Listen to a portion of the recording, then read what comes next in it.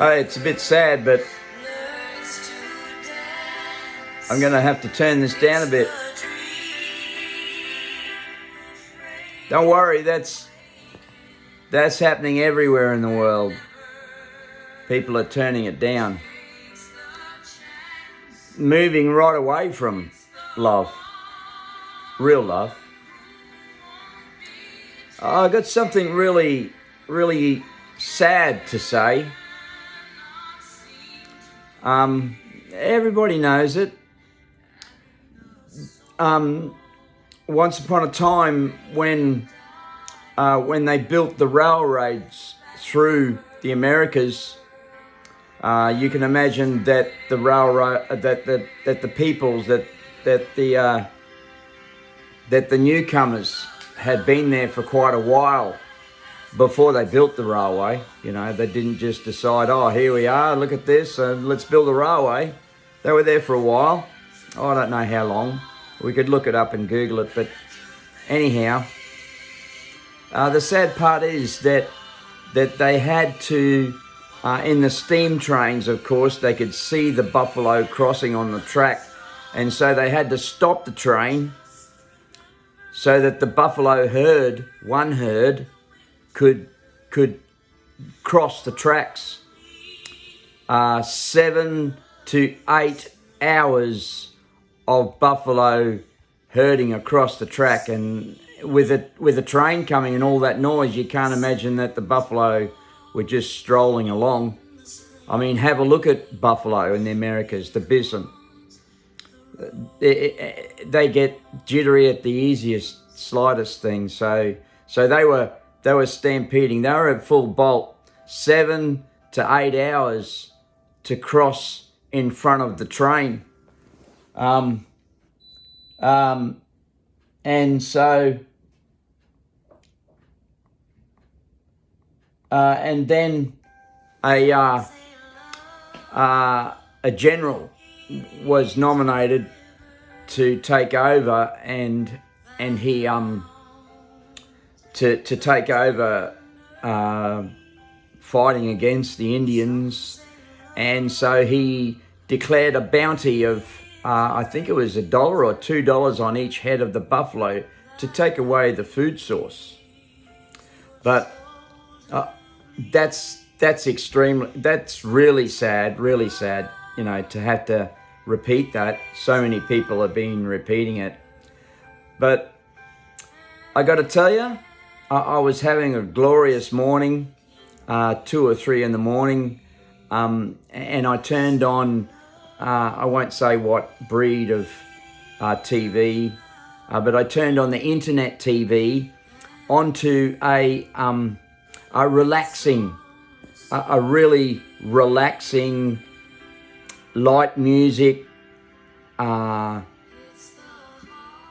film capture of buffaloes, a herd of buffaloes. And you could see all the adults, you know, the adult buffaloes, and you could see all these young, which really excited me. All the young buffalo amongst the parents and stuff, you know. It really made my heart glow, and the green fields, you know, you can just imagine. It was a most, you know, it was a relaxing meditation type channel. I won't say what breed of TV, as I said. And, you know, I watched that for about 2 hours just to see that herd of buffalo eating there in the grasses and relaxing and so tranquil, no threat whatsoever. It just I can't tell you how I felt. But I will say this. That herd consisted of about 12 adults and about 4 or 6 young. And that was a relaxing channel to watch. 7 or 8 hours of buffalo stampeding across the tracks for the train to wait before it could proceed. And in the relaxing, meditative type channel, internet TV, we were watching the buffalo graze, about 12 of them, and 4 or 5 or 6 young. Yeah, they were at peace. Yeah. Isn't the world just wonderful? Hey? Go on. I mean, the reality is that with all the fences and properties now, the buffalo in those size herds couldn't exist anyway. They couldn't exist anyway. And remember reincarnation. Remember that those herds of buffaloes that waited 7 or 8 hours, remember that they're amongst us now. I mean, they had to, of course, skip a few incarnations in evolution, spiritual evolution, but those buffalo that became almost extinct are amongst us now. Can you see them amongst us? Confused? Well, you've got to live by example to help them. That's what we've got to do.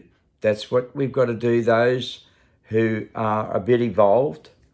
It's not the opportunity for the lions that couldn't reincarnate again as a lion to lead those confused buffalo down your path of just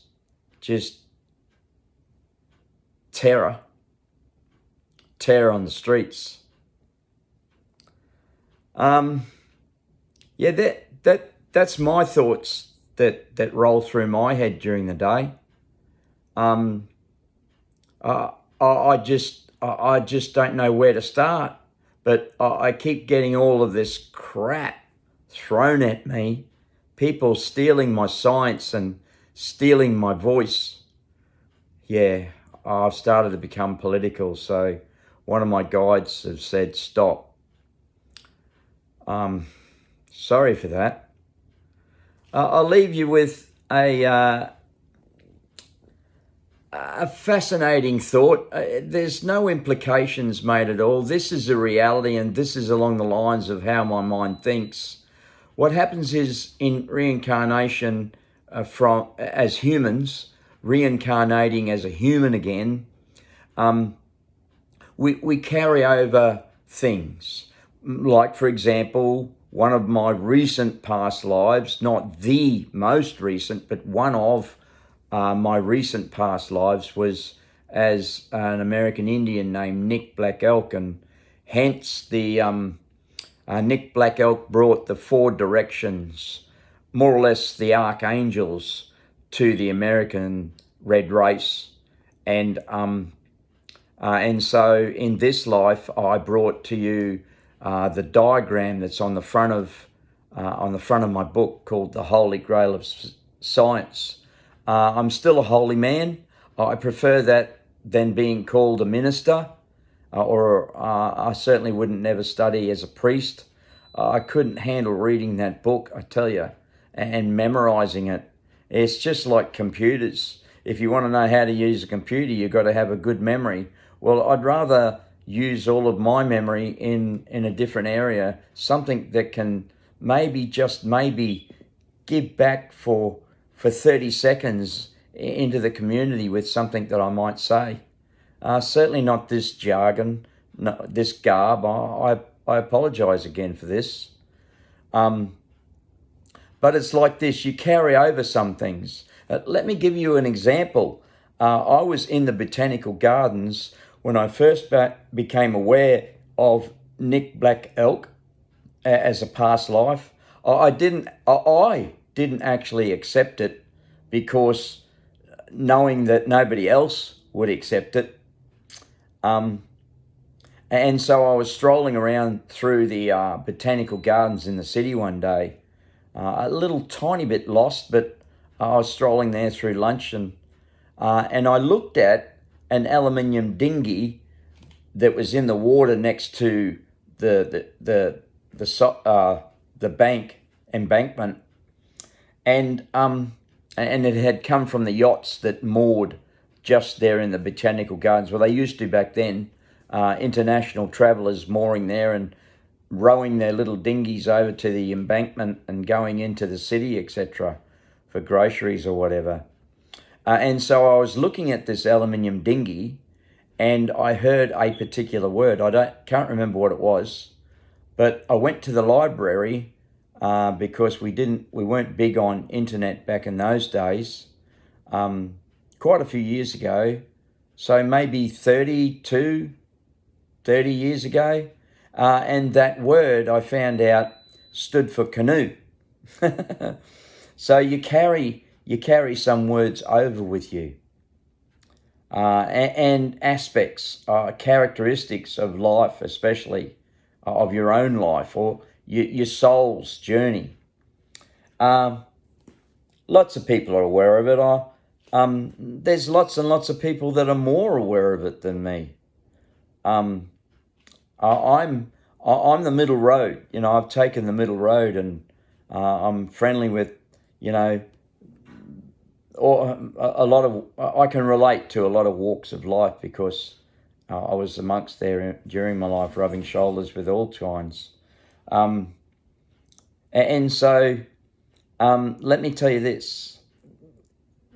Somebody's going to get very angry with me saying this, and I was actually told not to say it, but I'm going to say it just as to try and get some balance in that statement about the buffalo. And so what it is this. As I said, we carry over some words, some specific characteristics of ourselves into the next life and whatnot from the past life. And that aluminium dinghy, looking at it and getting the word for canoe, was certainly one of those words. Well,